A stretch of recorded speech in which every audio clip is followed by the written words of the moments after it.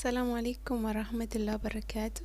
Hordoftoonni sinaaftii bagana gaan dhuftanii har'a viidiyoo baay'ee tokko jaallattan jedhee yaadusniif qabadhee dhufeera. Innis maalidha? Akkamitti mana keenyatti ilkaan keenya qulqulleeffachuu dandeenya haala salphaadhaan jechuudha. Waanuma mana keenyatti argamurra akkamitti qulqulleeffachuu dandeenya isa jedhu isinitti agarsiisa. Yoo viidiyoo kana jaallattan like share gochuun irraanfatina. Namoonni reefuu gara chaanaalii koo dhuftan anaa dhufu subscribe gochuun maatii kanatti dabalama. Amma gara viidiyoo isinitti agarsiisuutti darba. Turtii gaarii.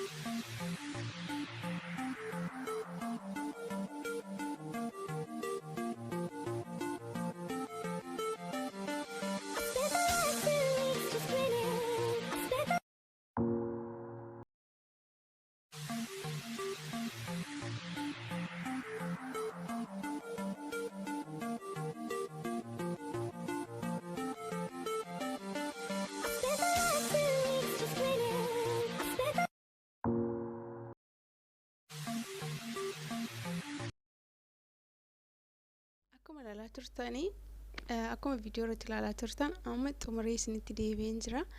Ilkaan koos dhiqadhee dhufeera jechuudha. Ilkaanii keessan baay'ee tokko addaata. Otoo yaaltanii mana keessanitti otoo yaaltanii natti tola.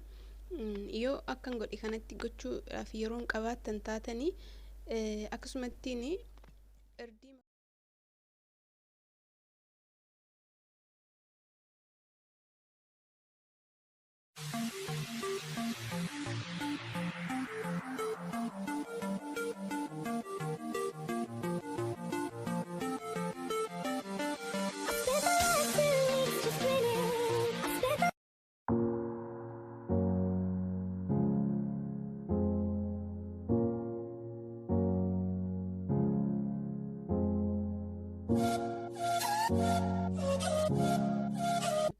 ilkaan keessanitti yoo sukkumtanillee ni gargaaramti jechuudha. Ilkaan keessan namoonni ilkaan keessan bicaafaa ta'u ilkaan nama haala garaagaraatiin ni bicaata, kalariin isaan jijjiirama. Sana baay'ee tokko nu fayyada. Anan baay'ee waan na fayyadeef isuma dhugumaa dubbachuuf baay'ee tokko na fayyadeera. Kanaaf itti fayyadamaa isiniin jechuumaafi yoomuu maashinii kan biroos qabaattan anammaaf maashinii kan biroo waan hin qabaanneef kanumatti fayyadame jechuudha. Isuma argitan kanatti fayyadame. Kan kana caalaa bulleessus waan jiruuf maashiniin sanattis fayyadamuu dandeessu. Kanaaf